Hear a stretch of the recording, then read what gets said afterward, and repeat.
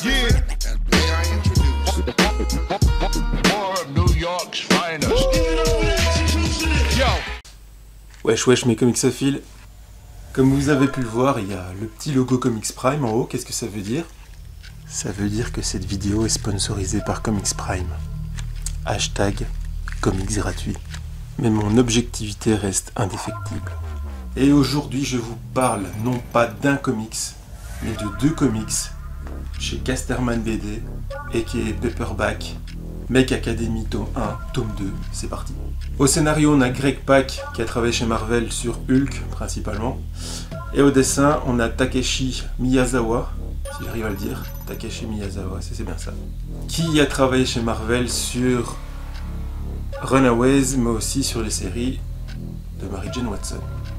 Petit pitch, il y a 60 ans, le premier robot mecha atterrissait sur Terre en Arizona à Los Robos.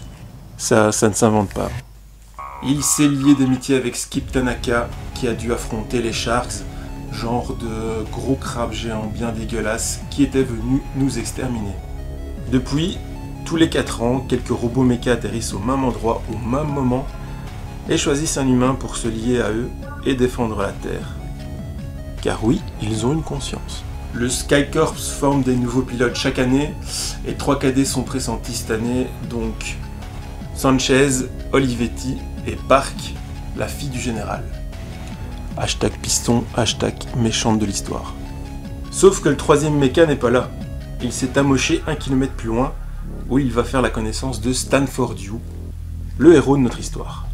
Stanford est le fils de la technicienne de surface de la base, et va bien évidemment morfler, sinon ce serait pas le héros de l'histoire non plus. Et là vous me dites alors, Park, la méchante de l'histoire, elle a pas de méca? Mais bien sûr que si, son papa lui en a dégoté un nouveau créé dans les bases sur Terre. Et ouais. Bien entendu, les Sharks vont revenir à la charge. Dur à dire ça. Et donc les cadets vont sauver des vies.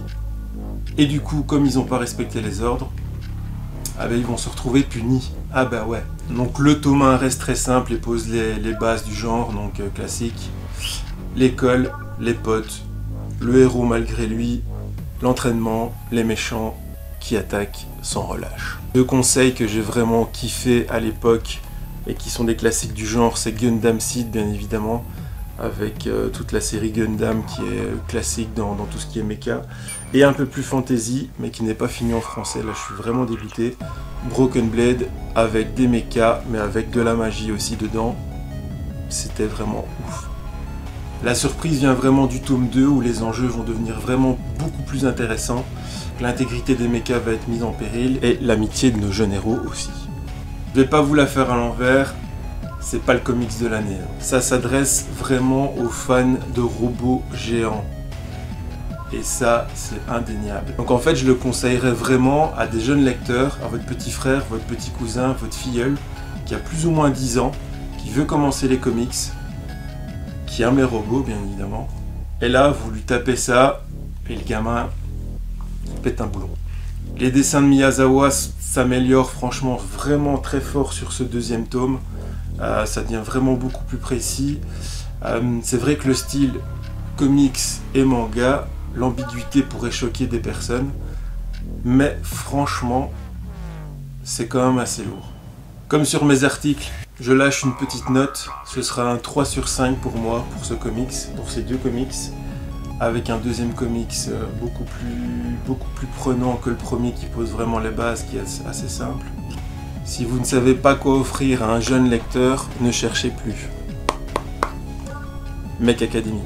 Ce sera tout pour moi. Lisez des comics, mais surtout, écoutez du bon son. Peace.